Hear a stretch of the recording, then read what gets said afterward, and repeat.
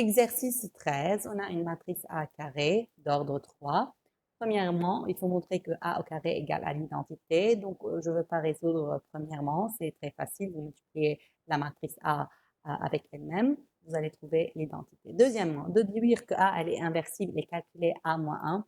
Je vous rappelle que si vous avez deux matrices carrées A et B, par exemple, et vous avez montré que A fois B égale à identité, donc vous pouvez directement déduire que A,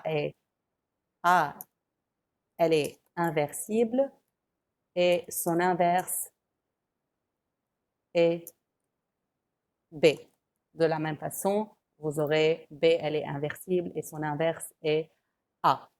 Donc, c'est ce qu'on va utiliser dans la partie 2. Donc, qu'est-ce qu'on a montré de 1?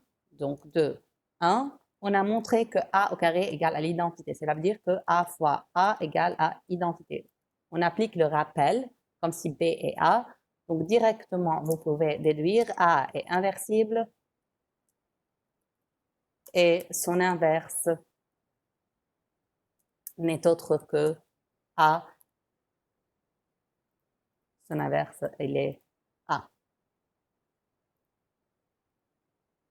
Ainsi, A moins 1 n'est autre que A. Troisièmement, déterminer transposé de A tout à la puissance moins 1. Cela veut dire qu'on doit déterminer l'inverse transposé de A. Je vous rappelle une propriété concernant les matrices inversibles.